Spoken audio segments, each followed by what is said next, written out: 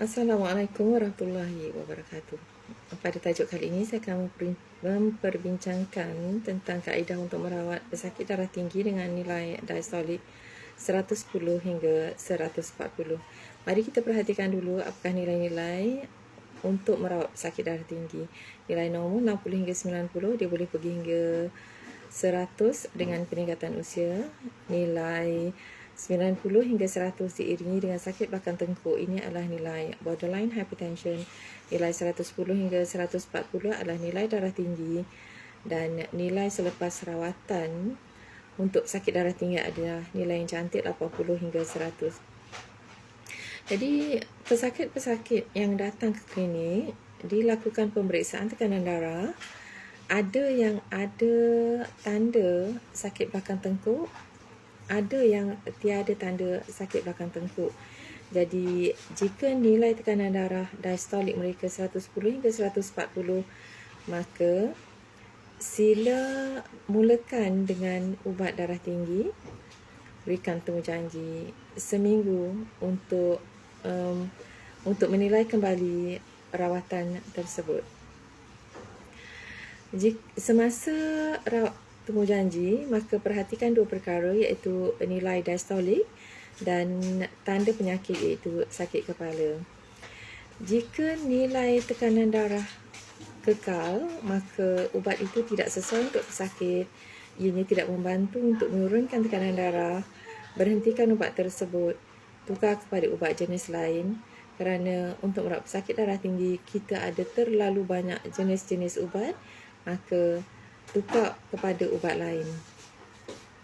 Jika nilai diastolik 80 hingga 100 diiringi dengan sakit kepala, maka ubat yang diberikan sesuai untuk pesakit, tetapi kerana ianya memberikan tanda sakit kepala dan pesakit tidak selesa, maka sila berhentikan ubat tersebut, tukar kepada ubat yang serupa tetapi dari company yang lain. Dan yang ketiga, jika nilai diastolik kurang daripada 80, maka separuhkan dos ubat. Untuk ketiga-tiga keadaan ini, berikan temujanji seminggu kerana kita masih lagi tidak mendapatkan rawatan yang sesuai untuk pesakit. Jika pesakit tiada sakit kepala, nilai diastolik 80 hingga 100, maka ubat ini sesuai untuk pesakit, dan berikan temujanji sebulan untuk kembali menilai pesakit. Pada temujanji sebulan, maka jika nilai diastolik 80 hingga 100 dan pesakit kekal sihat, maka teruskan rawatan dan boleh diberikan rawatan temujanji setiap sebulan. Jika nilai diastolik 80 hingga 100 diiringi dengan tanda-tanda awal tekanan darah rendah, sakit belakang tengkuk, postural hypotension, bila baring berdiri secara serta-merta dia akan rasa pening memusing untuk beberapa saat, maka berhentikan ubat ini untuk sehari dan kekalkan ubat yang serupa keesokannya. Ataupun ubat juga boleh diambil selang sehari atau diseparuhkan dosnya.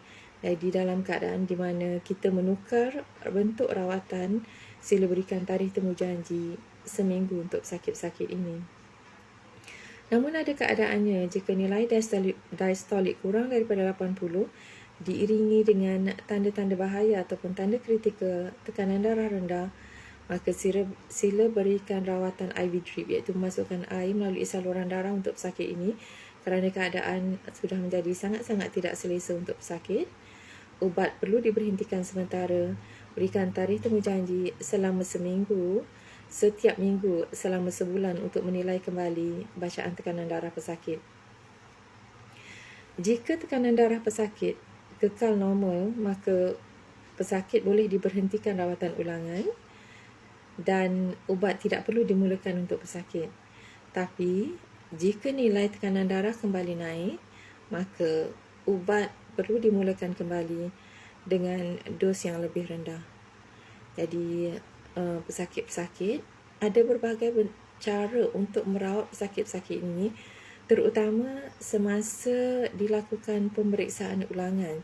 Jadi sentiasa perhatikan nilai diastolik, tanda awal tekanan darah rendah dan tanda kritikal ataupun bahaya tekanan darah rendah.